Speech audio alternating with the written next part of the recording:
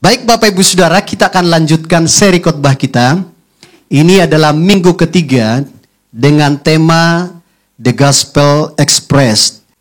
Artinya adalah Injil yang kita sudah percaya, yang sudah kita terima, harus bisa ditunjukkan atau diekspresikan. Sehingga Injil yang kita imani itu boleh dilihat, boleh dicontoh oleh orang lain. Jadi Injil itu bukan hanya untuk kita, tapi buat semua orang.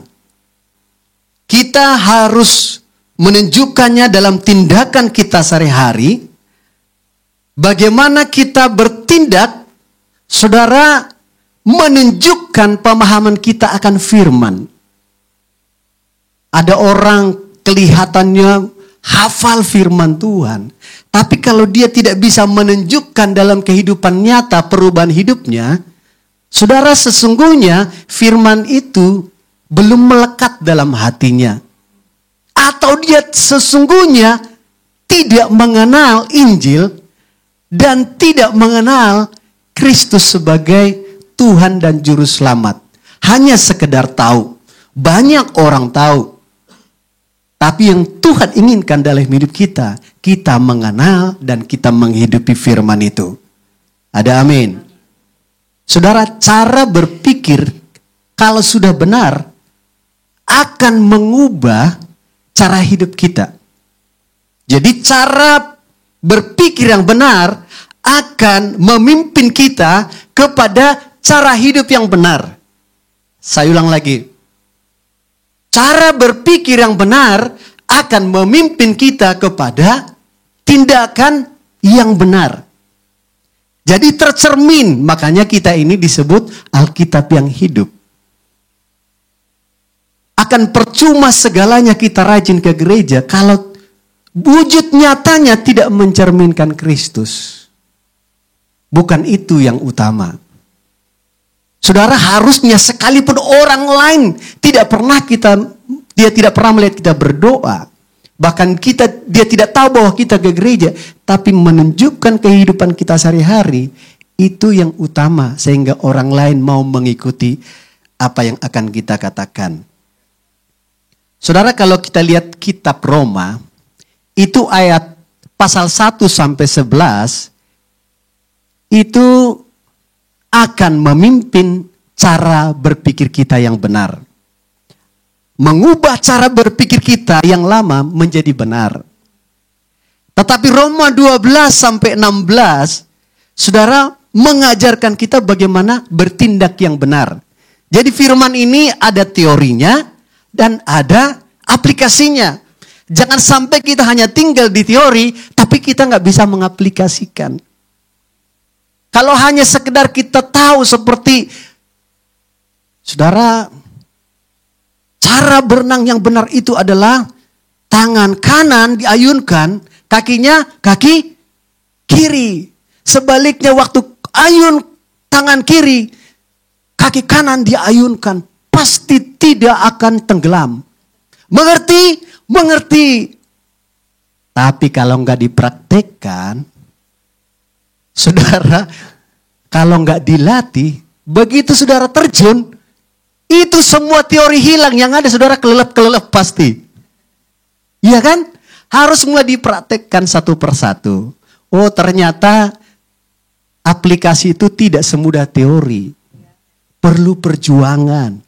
Bahkan yang latihan berenang saja, saudara harus kenyang air dulu. Pasti punya pengalaman gitu kalau latihan berenang. Kalau saudara latihan di Sanur, di pantai Sanur, harus kenyang dengan air laut. Pasti itu. Demikian juga firman Tuhan, tidak mudah. Karena itu harus dilatih terus. Saudara, 2 minggu lalu, Pak Awai sudah menyampaikan khotbah bagaimana tindakan kita atau ekspresi kita dengan menghidupi karunia yang diberikan kepada kita.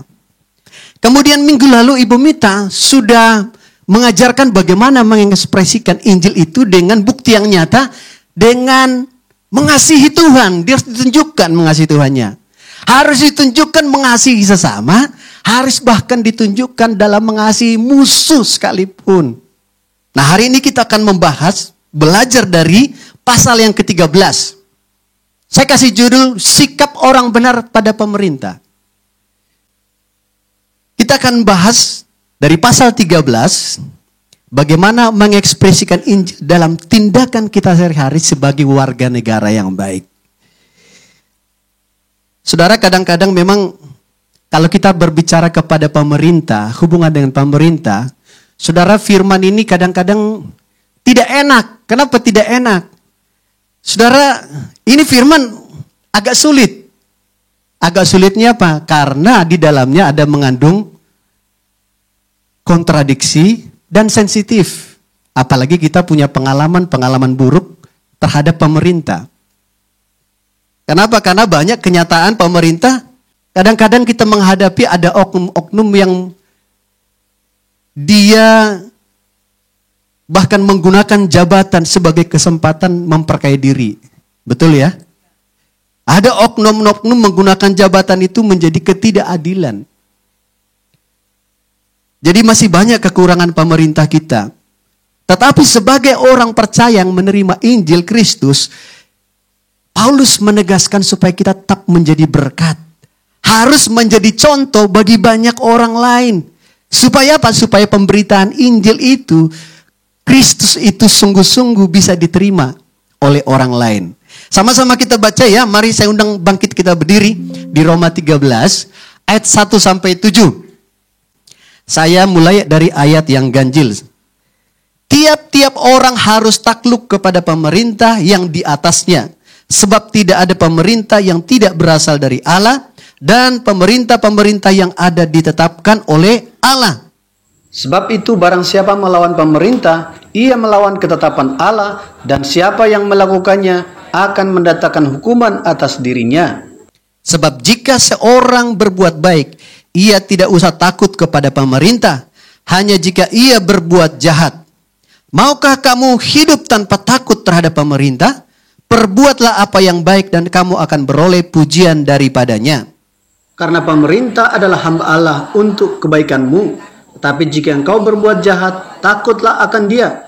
Karena tidak percuma pemerintah menyandang pedang. Pemerintah adalah hamba Allah untuk membalaskan murka Allah atas mereka yang berbuat jahat. Sebab itu perlu kita menaklukkan diri bukan saja oleh karena kemurahan Allah, tetapi juga oleh karena suara hati kita. Itulah juga sebabnya maka kamu membayar pajak, karena mereka yang mengurus hal itu adalah pelayan-pelayan Allah. Bayarlah kepada semua orang apa yang harus kamu bayar, pajak kepada orang yang berhak menerima pajak, cukai kepada orang yang berhak menerima cukai, rasa takut kepada orang yang berhak menerima rasa takut, dan hormat kepada orang yang berhak menerima hormat. Terima kasih, silakan duduk. Bapak Ibu Saudara, Rasul Paulus menyampaikan firman ini bukan karena pada saat itu pemerintahan Romawi sedang baik-baik saja atau sedang pro kepada rakyat. Justru sebaliknya yang terjadi, pada waktu itu pemerintah Romawi itu sedang menindas rakyat. Bahkan terutama orang-orang Kristen ditindas. Kenapa? Karena zaman itu raja itu harus dianggap sebagai dewa. Sebagai Tuhan. Semua harus tunduk, bukan hanya tunduk, menyembah kepada raja. Hormatnya harus seperti kepada Tuhan. Tetapi orang-orang yang sudah percaya, yang sudah mengenal kebenaran, tentu mereka tidak menyembah kepada raja. Jadi waktu ketahuan orang-orang Kristen, mereka punya Tuhan, punya raja yang namanya Yesus Kristus yang mereka sembah, marah dia. Kok bukan saya yang disembah? Kok ada Tuhan lain lagi? Hajar semua, penjarakan semua. Kalau melawan bunuh. Itu yang terjadi. Situasinya sangat menakutkan dan menegangkan bagi orang-orang percaya. Tetapi di saat yang begitu, saudara, Paulus mau supaya jemaat itu tidak menjadi orang yang membenci pemerintah.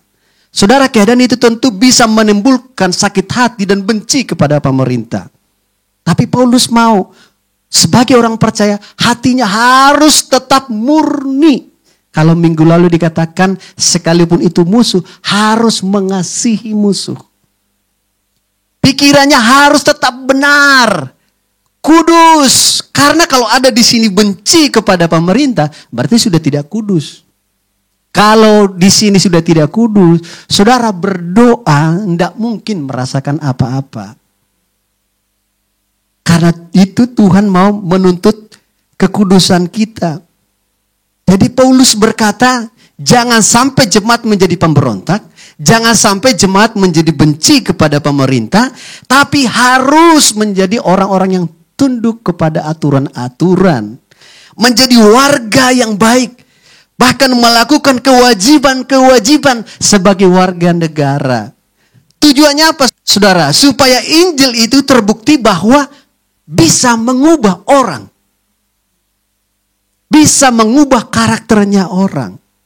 Bisa menjadi teladan sekalipun di tengah-tengah kesulitan. Nah, pertanyaannya, bagaimana aplikasinya firman ini kepada kehidupan kita? Bagaimana harusnya sikap kita kepada pemerintah? Nah, sebagai orang percaya kita harus sadari, yang pertama kita belajar di sini. Kita harus tahu dan sadar bahwa Allah yang memilih dan menetapkan pemerintah kita. Dikatakan di Roma 13 ayat 1, dikatakan tadi, saudara, di garis miring itu dikatakan, sebab tidak ada pemerintah yang tidak berasal dari Allah. Pemerintah-pemerintah yang ada ditetapkan oleh Allah. Jadi seperti apapun model pemerintah kita, semua karena Allah yang memilih, Allah yang mengizinkan, Allah yang membuat, menetapkan mereka. Kalau Daniel 2 ayat 21 berkata, Dia mengubah saat dan waktu. Dia ini Tuhan maksudnya. Dia memecat raja dan mengangkat raja. Jadi di tangan Tuhan semuanya. Saudara, ayat ini dijelas dikatakan bahwa kalau sampai ada yang menjabat di pemerintahan, termasuk di Indonesia, berarti mulai dari apa? Dari Pak Lurah, dari Klen Dinas, Pak Lurah, Camat, Bupati, Gubernur, sampai kepada Presiden, anggota DPR, anggota MPR. Saudara, semua itu diizinkan dan ditetapkan oleh Tuhan. Sekalipun kita melihatnya kadang-kadang tidak fair. Model begini dibilang pemerintah, model begini pilihan Tuhan, tidak masuk akal. Sekalipun kita tidak setuju pada pemerintah itu. Karena kita lihat memang dia tidak takut akan Tuhan. Bahkan keterpilihannya seperti curang gitu ya. Dia menang karena money politik. Memang itu ada.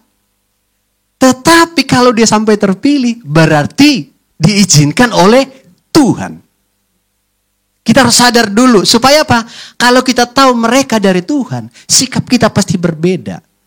Pasti kita akan tetap hormat kepada pemerintah. Ada amin, saudara?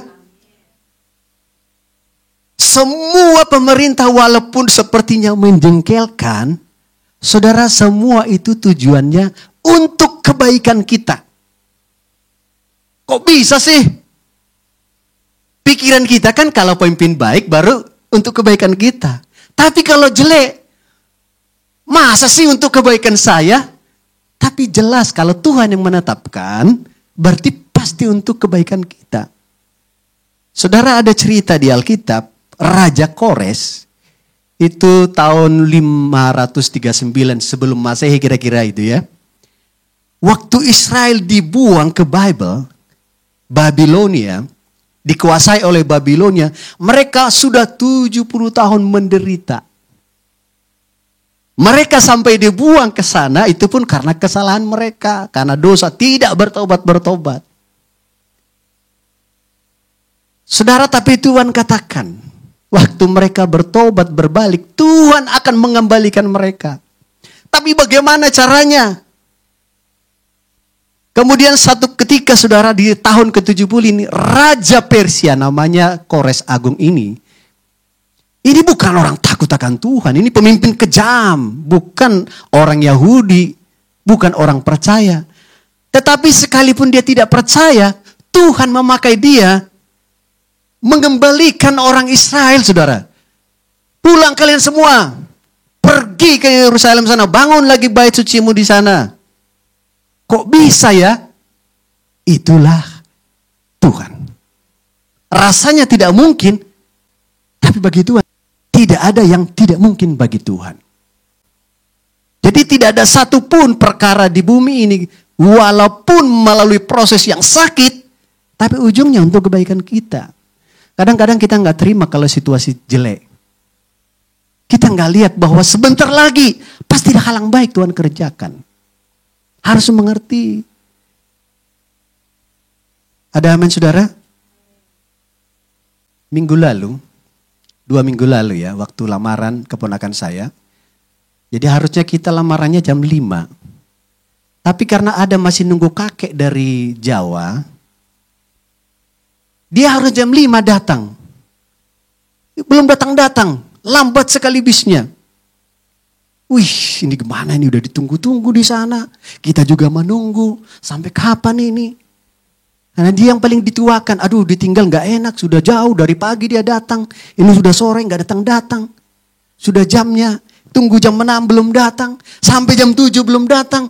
Sampai di sana ditelepon, mungkin begini tamu-tamu akan mau pulang.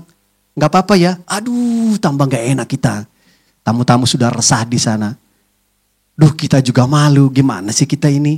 Kita melamar kok kayak gak serius. Akhirnya kita putuskan, ya udah kita berangkat sekarang. Sudah molor 2 jam saudara. Gak enak, nanti kita disambut bagaimana ya? Wih kalau kita dimarahin, kalau ditolak bagaimana kita ini? Wajar gak mereka marah? Wajar, gak serius, janjiannya jam 5. Tapi waktu kita sampai di sana saudara, saya sudah gak enak sini. Tapi syukur. Malah tuan rumahnya bilang, syukur Bapak Ibu datangnya tepat hari sekarang jam segini. Kalau tadi datang, di sebelahnya soalnya ada masjid. Keras sekali. Kalau tadi datang, kita nggak bisa ngobrol. Jadi pas kita sampai di situ, kita di parkir masih ada sisa-sisa sholat tarawihnya. Begitu sampai di rumahnya, selesai saudara. Wih, itu Tuhan bekerja luar biasa. Kelihatannya tadi tegang, ternyata Tuhan mengatur untuk kebaikan kita. Ada amin? Jadi jangan panik di dalam situasi yang tidak baik. Langsung lihat, pasti ada hal yang baik Tuhan kerjakan. Roma 8 ayat 28 berkata begini saudara. Sama-sama kita baca. Kami tahu sekarang bahwa Allah turut bekerja dalam segala sesuatu untuk mendatangkan kebaikan bagi mereka yang mengasihi Dia, yaitu bagi mereka yang terpanggil sesuai dengan rencana Allah. Jadi kita percaya sungguh-sungguh, sebagaimanapun model pemerintah kita, semuanya mendatangkan kebaikan buat kita. Ada amin? Karena itu bagian kita jangan menghakimi pemerintah. Jangan sampai kita benci kepada pemerintah. Apalagi tahun 2024. Kalau terpilih nanti presidennya yang tidak pro rakyat, memang bergumul di sini. Waduh, gimana sih gitu kan? Apalagi nanti kalau terpilih yang ekstrim, saudara, yang akan kelihatan menindas orang Kristen. Saudara, bagian kita bukan menghakimi. Tuhan menuntut kita harus berdoa buat pemerintah kita. Ada amin? Karena itu saudara, di setiap Sabtu pagi kita bikin satu topik khusus selalu berdoa untuk pemerintah. Kita tidak pernah lupa, kita berdoa untuk pemerintah. Seperti apapun modelnya. Supaya apa? Supaya Tuhan pakai di dalam model pemerintahan yang antik-antik, yang unik-unik. Tapi itu membuat kebaikan buat kita. Ada amin? Nah yang kedua. Yang pertama tadi sadar dulu bahwa pemerintah berasal dari Allah. Yang kedua, sebagai warga kita harus tunduk pada pemerintah. Katakan tunduk pada pemerintah. Roma 13:1 berkata tadi apa saudara? tiap-tiap orang harus takluk kepada pemerintah yang di atasnya. Takluk ini artinya adalah menundukkan diri atau taat. Berarti tiap-tiap orang, berarti semua orang. Tidak ada perkecualian. Semua orang, termasuk orang percaya, kita harus tunduk pada pemerintah yang di atas kita. Saudara, harusnya kita masih bersyukur loh. Pemerintah kita tidak seperti zaman Romawi. Masih jauh lebih untung kita. Kita masih bisa beribadah. Ya kan? Kita tidak sampai ditindas kan? Kita tidak sampai mengalami kekerasan fisik setiap hari. Kita masih diberi kebebasan. Sekalipun ada beberapa yang mengalami hal yang tidak baik. Tapi secara umum kita jauh lebih baik.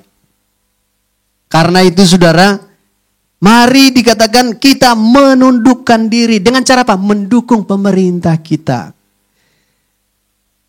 Dukungan itu juga nantinya untuk kebaikan kita. Nah, seperti apa dukungan kita? Nah ini sebagai orang Kristen, ini pesan buat kita ya. Jangan dibikin ini hanya diabaikan, jangan asal-asal. Saudara, sebagai warga negara jangan sampai tidak ada KTP. Kalau KTP-nya hilang, KTP-nya nggak jelas, diurus saudara. Kalau masih harus perlu pulang, atur waktu, bikin cuti gitu loh. Ada amin. Jangan ditunda-tunda. Yang sudah menikah. Nah ini pesannya. Jangan sampai nggak ada akte pernikahan. Ini namanya kita tunduk pada pemerintah. Harus diurus. Kenapa? Kalau nggak ada akte pernikahan nanti nggak ada kakap. Nanti nggak bisa kartu keluarga maksudnya. Nanti nggak ada juga akte anaknya. Kalau sudah nggak ada akte anak, saudara, di negara kita nggak bisa sekolah nanti. Jangan berharap bahwa anaknya bisa SD gitu, nggak bisa, nggak diterima. Harus ada mana aktenya, nomor kependudukannya mana. Kalau nggak ada, goodbye lah kita. Terus kita berdoa pada Tuhan gitu ya. Itu namanya kita tidak aplikasi. Ada amin? Katakan di sebelah kiri kananmu. Yang sudah menikah belum ada akte, ayo kita urus. Haleluya, jangan anggap sepele nih, ini penting. Saya kadang-kadang melihat banyak pernikahan-pernikahan, akte pernikahannya nggak ada. Ya ampun, tapi modelnya takut akan Tuhan. Ini namanya tidak diekspresikan Injil yang benar. Nah di sini saudara dikatakan tadi, pemerintah kita punya peraturan, kalau gaji 5 juta dan ke atas, bayar pajak. Jangan sampai nggak ada bayar pajak. Harus saudara. Ada amin? Saudara ini penting, ini bukan peraturan Indonesia, hanya Indonesia. Ini firman loh. Coba Roma 13 ayat 6 dikatakan apa saudara? Baca sama-sama. Itulah juga sebabnya maka kamu membayar pajak. Karena mereka yang mengurus hal itu adalah pelayan-pelayan Allah. Bayarlah kepada semua orang apa yang harus kamu bayar. Pajak kepada orang yang berhak menerima pajak. Cukai kepada orang yang berhak menerima cukai. Penting saudara. Kalau bayar pajak baru punya NPWP. Betul ya? Misi, saya mau misi ke Thailand, ke Jepang, kemana luar negeri. Nggak bisa, NPWP harus punya. Jadi semua jadi menghalangi saudara. Ada amin? Ada lagi peraturan sekarang. Apa saudara? Sekarang kita sudah dikasih kemurahan BPJS. Betul ya? Yang kerja di company atau kerja sendiri harus punya BPJS, dibayar saudara, harus bayar. Jangan ditunda-tunda. Ini kelihatan hanya praktis, tapi ini firman Tuhan. Tujuannya apa? Untuk kita juga kan. Supaya waktu nanti ke rumah sakit, pas nggak ada uang, bisa dilayani. Itu enaknya. Saudara, kalau kita tunduk pada aturan, kita tidak akan berurusan dengan pemerintah nanti. Semua menjadi baik. Dia bilang begini, Roma 13 tadi ayat 3. Sebab jika seseorang berbuat baik, ia tidak usah takut kepada pemerintah. Hanya jika ia berbuat jahat. Baru ditanya begini, maukah kamu hidup tanpa takut pada pemerintah? Perbuatlah apa yang baik. Kamu akan beroleh pujian daripadanya. Perbuat baik itu mengikuti aturan yang ada. Ada amin. Saudara yang punya motor, diurus SIM-nya. Coba kalau kita nggak punya SIM, terus di depan sana ada razia. Takut nggak? Takut, aduh Tuhan, gimana ya Tuhan? Terus berdoa lagi, Tuhan kiranya Tuhan kau lepaskan aku Tuhan. Ini namanya tidak sinkron. Harus sesuai, saudara. Ini dia bilang gini, nggak usah takut. Kalau kita benar, nggak usah takut. Kenapa orang bisa takut? Karena melakukan hal-hal yang tidak sesuai dengan aturan. Diuruslah, STNK yang mati diurus. Jangan pura-pura nggak tahu gitu loh. Padahal kita tahu kan mati kan, tapi pura-pura nggak tahu. Itu namanya firman itu tidak diekspresikan, Injil itu tidak diekspresikan. Saudara, Injil itu sederhana, sesuatu yang bisa dilihat orang lain. Kita taat pada pemerintah itu enak. Waktu kita memberitakan Injil, kita diterima. Jangan semua kita melanggar. Saudara, kenapa penting ini saya lakukan? Saya sampaikan. Begini. Karena kalau pemerintah atau pemimpin yang kelihatan saja, kita tidak berusaha untuk mentaatinya, apalagi pemimpin yang tidak kelihatan. Siapa? Tuhan kita. Saudara, kita akan cenderung mengabaikan peraturan-peraturannya. Pasti itu. Kita akan cenderung tidak takut. Karena semua dimulai dari wujud nyatanya. Harus kelihatan di wujud nyata. Kalau kita bisa buktikan kita warga negara yang baik, berarti ketuhanan kita pasti benar. Rasa takut akan Tuhan pasti baik, pasti benar. Kenapa? Karena kita sadar pemerintah itu berasal dari Tuhan. Tuhan yang menetapkan mereka. Berarti hormat pada pemerintah sama dengan hormat kepada Tuhan. Ada amin? Sama dengan kasih minggu lalu. Waktu kita mengasihi orang, mengasihi musuh, itu sama dengan mengasihi Tuhan. Gak bisa kita bilang, saya mengasihi Tuhan. Prakteknya gak ada. Itu namanya iman tanpa perbuatan adalah mati. Saudara, harus diekspresikan. Katakan Injil harus diekspresikan. Bahkan ke yang paling rendah. Apa saudara? Ya pemimpin perusahaan lah. Belajar tunduk. Jangan sebagai cinta akan Tuhan, takut akan Tuhan. Datang ke perusahaan terlambat. Ya kan? Bikin masalah. Ini namanya tidak takut akan Tuhan, saudara. Waktu saudara mengatakan, memberitakan Injil, saudara dicemooh. Walah kamu aja kerja begitu. Kamu aja datangnya nggak benar kamu. Jadi mentah semua apa yang kita sampaikan. Tunjukkan kita punya karakter takut akan Tuhan. Dengan rajin lakukan yang terbaik. Ada amin? Sekali lagi iman kita kepada Kristus harus diekspresikan dalam tindakan nyata. Salah satunya adalah harus ditunjukkan menundukkan diri pemerintah. Supaya apa saudara? Kembali lagi, supaya nama Tuhan semakin dipermuliakan. Ada amin? Jadi sadar bahwa semua dari Tuhan.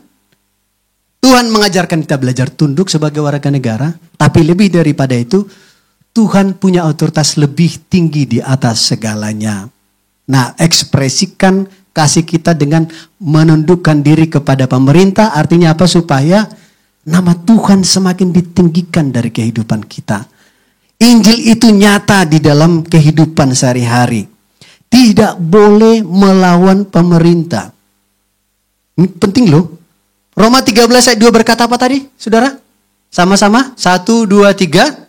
Sebab itu, barang siapa melawan pemerintah, ia melawan ketetapan Allah. Dan siapa yang melakukannya akan mendatangkan hukuman atas dirinya. Wih, ternyata waktu kita melawan pemerintah sama dengan melawan Tuhan. Berarti kalau saya tidak mengurus KTP, saya melawan Tuhan. Kalau kita tidak mengurus KK, berarti kita sedang melawan Tuhan. Apalagi saudara, kalau kita tidak mengurus kependudukan, kita ini sedang melawan Tuhan. Ingat itu. Jadi harus diurus. Ada amin. Bagaimana Pak kalau yang mahasiswa? Kuliah yang terbaik. Ada amin. Peraturan dari kampus diikuti. Kalau kita bandel di situ, saudara, kita nggak ikuti, berarti kita sama dengan melawan Tuhan. Saudara,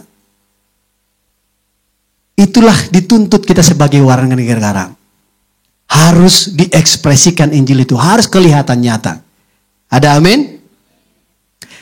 Katakan di sebelah kiri kananmu, kalau mentaati Tuhan, berarti mentaati aturan pemerintah.